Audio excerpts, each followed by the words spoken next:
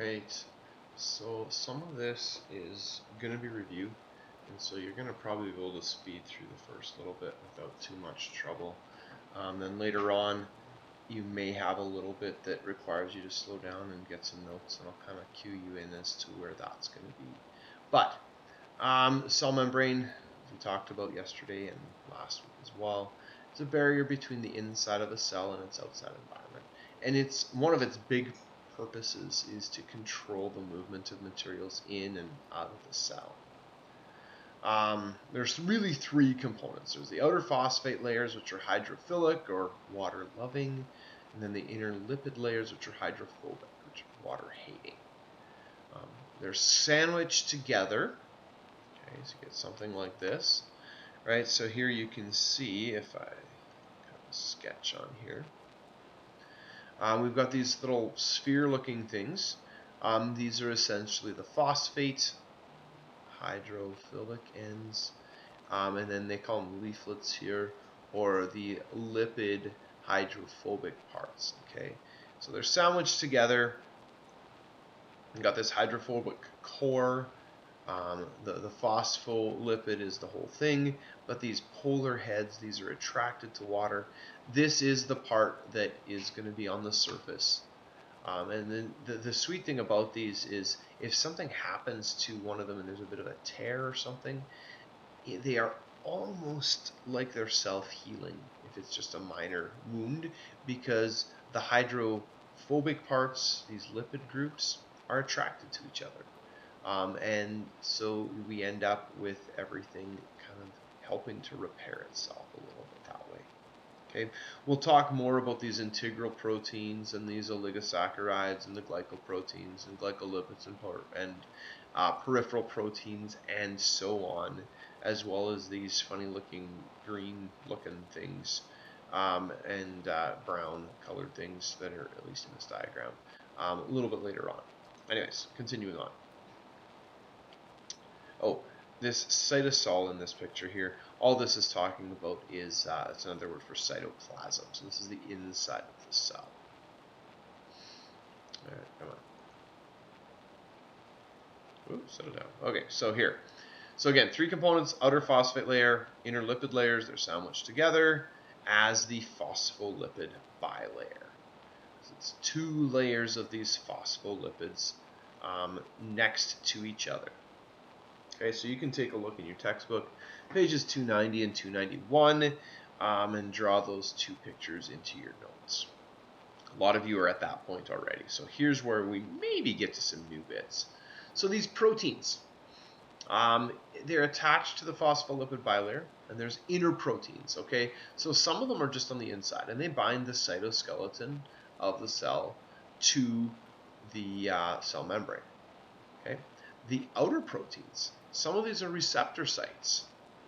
Okay, so a little green guy there is receptor site, and then this funny looking eyeball shaped thing, which maybe looks like a weird alien or some creature from Monsters Inc. or something, is whatever chemical is coming up against the outside of this cell. And because this bit here, or this bit here, matches the shape, it can grab onto it. Right? So think lock and key kind of looking thing. And so some of them, viruses use them to attach to cells. And we're like, well, that's not super useful to me. And generally, no, it's not. But that's how viruses do get in. They're going to bind to certain receptor proteins. And in fact, this is why some types of viruses will affect some cells and not others.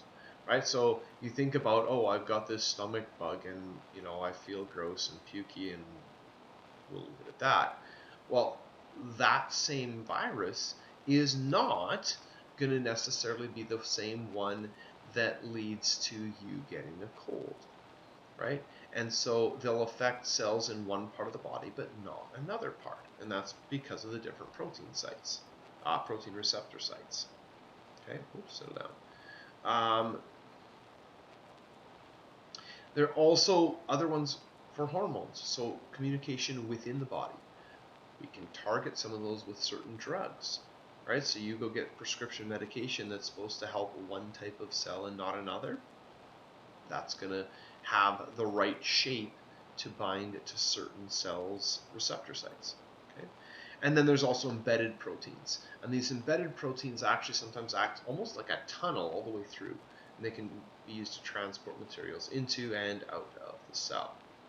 Okay, so the fluid mosaic model is the currently accepted structure of the cell membrane. Fluid because the components float about within the membrane, because the proteins are scattered within the phospholipid bilayer.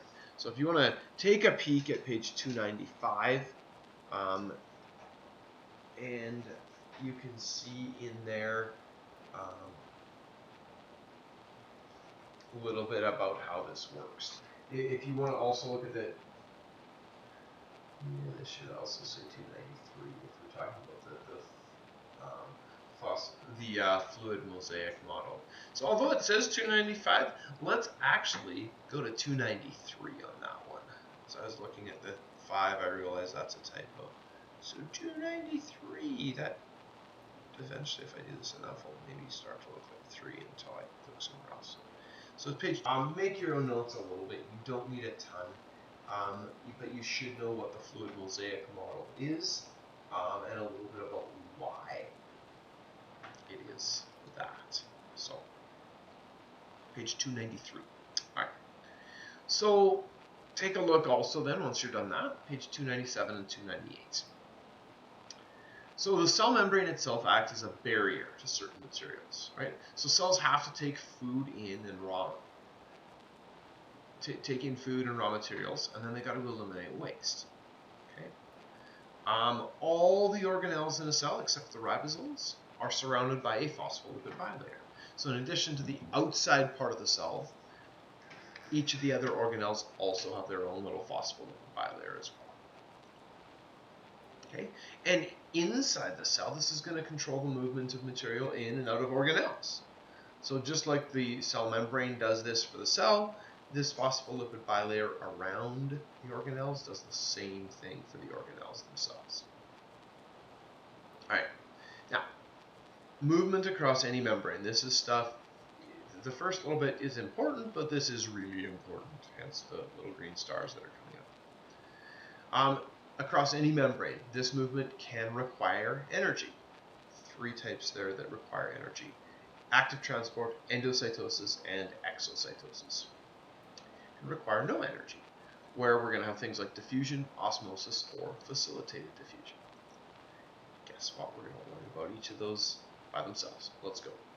Okay, first one is diffusion, which is not the first on our list down there, but this is the first one because it's sort of the easiest one. So imagine, I'm sure this doesn't happen to any of you, but imagine somebody forgets to put on deodorant. Science class is after PE. We all smell your smell. That is diffusion. All right, anyways. All molecules move about randomly and collide with each other. They bounce off each other when they collide. Definition here. Concentration is the number of molecules per unit area. So if we have high concentration, we've got many molecules of the same type, tightly packed together. Okay, so we've got to talk about what does hypertonic mean? Well, hypertonic means we've got a solution that is of high concentration compared to another one. All right? And low concentration, few molecules are together, and this would be a hypotonic.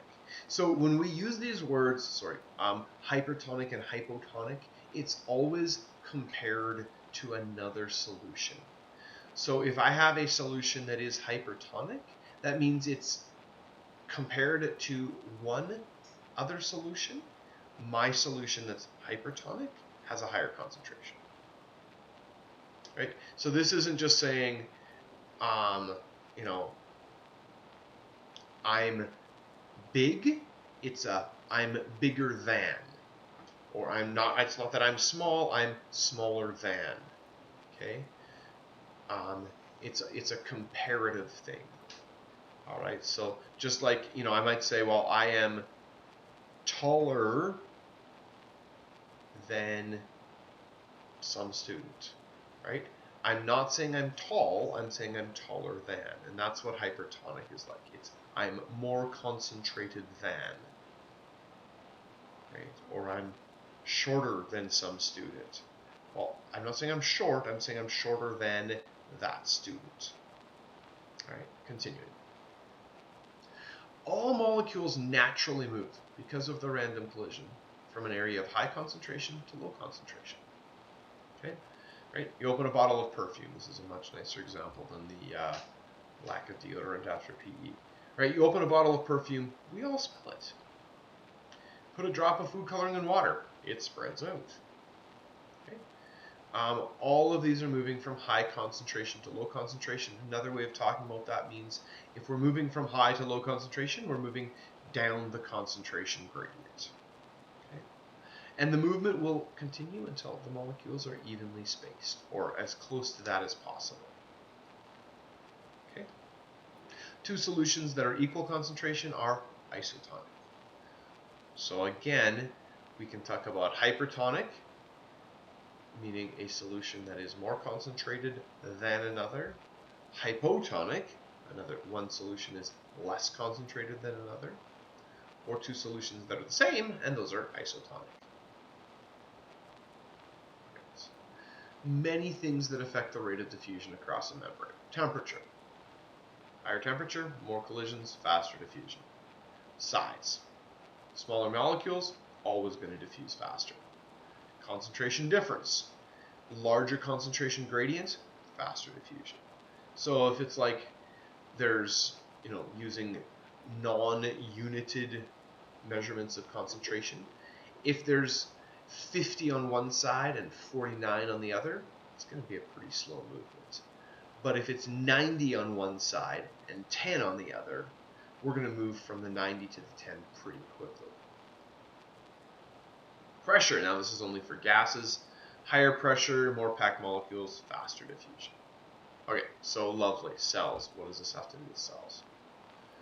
Well, blood is flowing to the cells in your left big toe, assuming you have one, and it could be any other toe as well. We're just picking on your left big toe at this point. All right, that blood is high in oxygen, low in carbon dioxide, because it's coming from your lungs, which you breathed in. Your breath of air that came in is high in oxygen, low in carbon dioxide. Okay, inside the cells of your left big toe, whichever, they're low in oxygen and high in carbon dioxide because cellular respiration has been occurring. Oxygen gets used up, carbon dioxide is produced. Oxygen diffuses down the concentration gradient from high concentration in the blood to low concentration in the cells. So for oxygen, the blood is hypertonic, the cells are hypotonic. And this continues until the concentrations are equal or are isotonic. Carbon dioxide diffuses again down the concentration gradient from high concentration in the cells to low concentration in the blood, which means that we started off with the cells being hypertonic for carbon dioxide and the blood being hypotonic, right? Again, until the two solutions are isotonic. Concentrations are the same. The cell membrane itself, that would be too easy if it was just diffusion. It's semi-permeable, which means it doesn't let everything through. Only certain things allowed in and out. Okay? I suppose you could say our school is, has doors that are quote-unquote semi-permeable. They're locked during the day, so, we can decide who gets in and who gets out. Not a perfect analogy, but close. All right?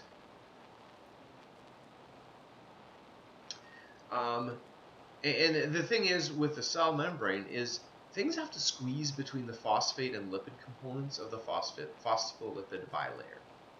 Okay, so this doesn't let everything through. So take a look. Here's where page 295 for real is. So you can take a look there. What about other examples? Well, we can actually get things called transdermal patches, and these are medications that stick to the skin. Okay, and so this is a semi-permeable membrane lining the inner surface of the patch, allows the drugs to diffuse out of the patch at a slow, constant rate. Okay, so people with heart disease sometimes can get a nitroglycerin patch. And these can be basically tweaked so that it gives them just the right dose that they need. And they don't need to remember to take a pill, and it's always just a slow, steady infusion of this into the body. Sometimes people who are going to try to quit smoking will take a Nicoderm patch, which is basically giving them their fix of nicotine through their skin instead of through their cigarette. These work great if people are actually trying to quit. If they end up smoking while they're on it, it actually can lead to nicotine poisoning, so they are monitored by doctors. All right, dialysis works great for people who are in kidney failure. Okay, this is another example of diffusion. So here we go.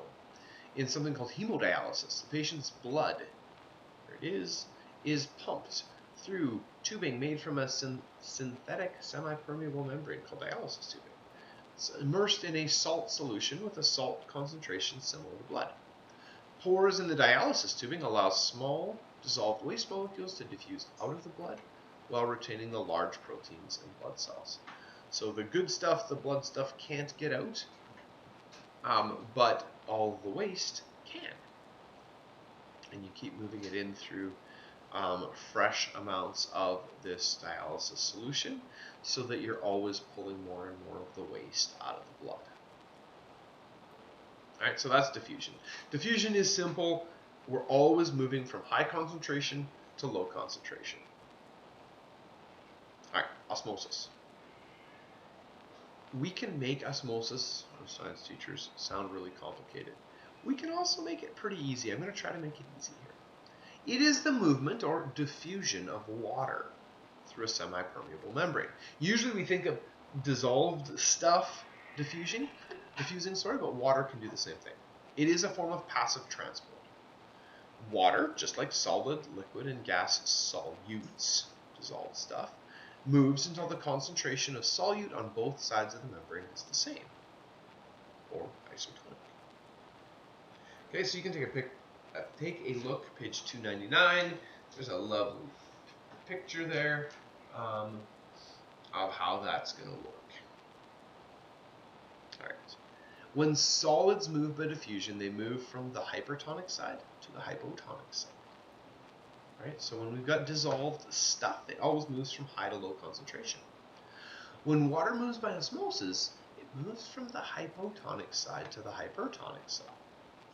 Now, let me just tell you something about this. You got to think, where is there more water? Because if we think hypertonic, there's lots of dissolved stuff. Hypotonic side, not much dissolved stuff. So the water, so here when we talk about solids moving by diffusion, they move from where there's lots to where there's little. Water moving by osmosis is going to move from where there is lots. Ooh, that's a terrible arrow. I'm going to pretend that's an arrow. My mouse is struggling here. Lots. Let's try to draw an arrow. There we go. Lots to little. Okay. And so, just like diffusion, osmosis also goes from lots to little. It's just here it's water moving from where there's lots to where there's little. Because if you think about it, as water moves from hypotonic to hypertonic, the hypertonic becomes less concentrated and the hypotonic becomes more concentrated. And eventually they'll become isotonic. What about nature? I don't know if grocery stores are actually nature, but they do spray their vegetables with water.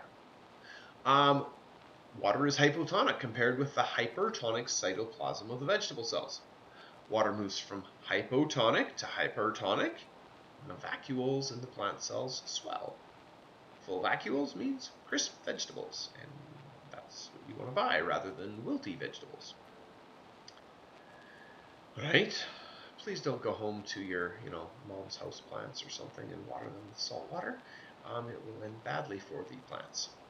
The water in this case is hypertonic for salt compared with the hypotonic cytoplasm of the plant cells of the roots. Water moves from hypotonic to hypertonic, so from inside the plants to outside of the plants.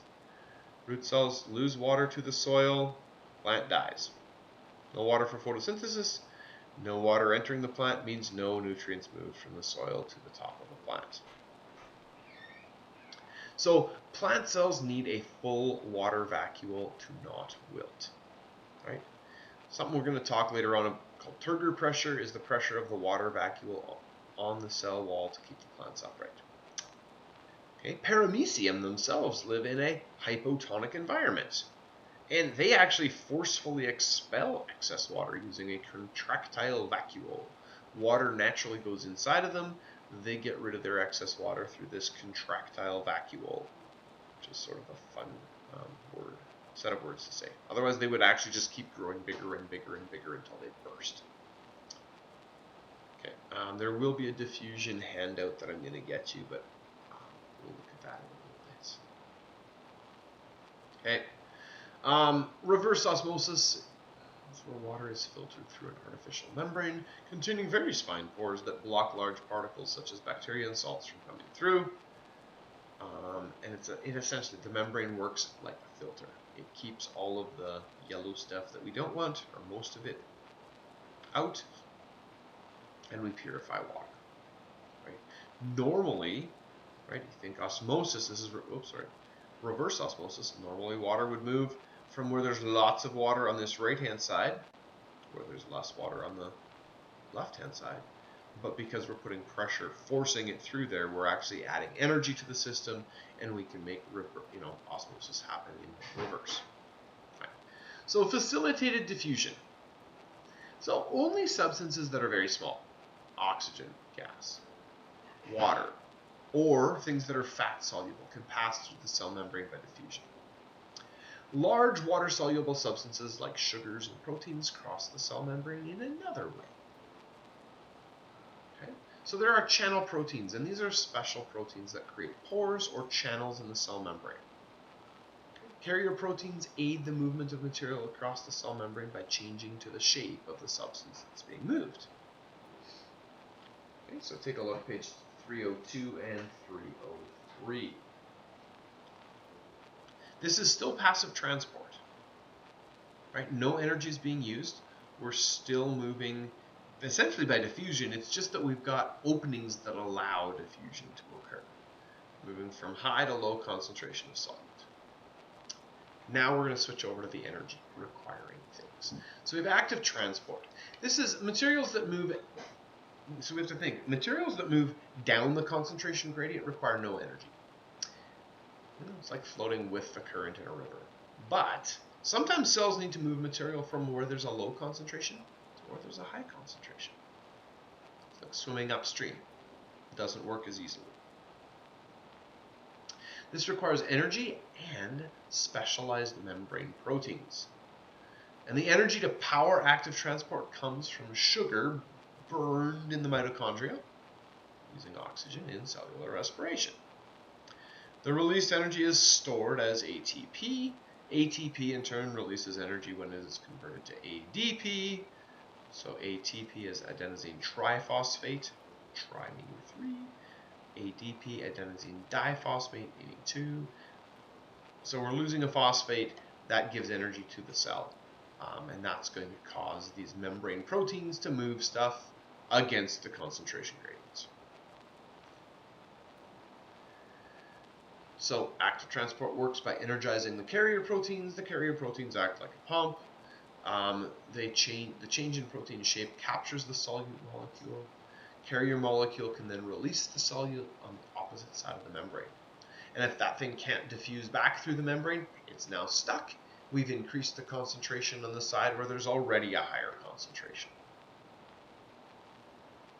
In fact, active transport can also be used to pump material into or out of the cells. So nerve cells, this is Bio-30 thing, have things called sodium-potassium pumps. Your kidneys. move salt from the urine carrying tubes back into the blood to maintain blood salt levels. Endocytosis and exocytosis, which are fun words to say. Take a look at page 304. Some materials are too large to diffuse through the cell membrane or move through channel or carrier proteins. So these are bigger, generally, things. And so endocytosis is where the cell membrane absorbs material as the cell membrane folds into the cell. Okay, so if you look on page 305, in fact, there is a picture of what's called phagocytosis, is quite similar to endocytosis. All right. Phospholipid bilayer forms around the substance. You essentially get a vesicle or a vacuole that forms around it. Okay. And this is like, phagocytosis is one form of this. Pinocytosis is the other one, also shown on page 305. Page 305 also shows an amoeba feeding at the very top. Or we've got a white blood cell absorbing the HIV virus. Okay. Exocytosis is where the cell expels material as the membrane of a vacuole or Golgi body fuses with the cell membrane. Okay, so this is that same picture, page 305, kind of in the middle. We see that exocytosis, the whole thing with the spikies on it, is going to fuse with the outside cell wall, and then it opens up and releases whatever stuff is inside that vesicle to the outside part of the cell. Okay. Contents of the storage sac, if it's cell waste, are dumped outside of the cell. Okay, so there's that picture in 305. E. coli bacteria can do this and release neurotoxins. So this is one of the reasons why we wash our hands and then cook our food well. Is we don't want to have these things doing that. Sorry. These neurotoxins are then taken into healthy nerve cells by endocytosis, and they end up killing us. So it's bad. So it's exocytosis and endocytosis all at once. All right. Once you are done these, there will be a formative assignment for you to work on. Thanks.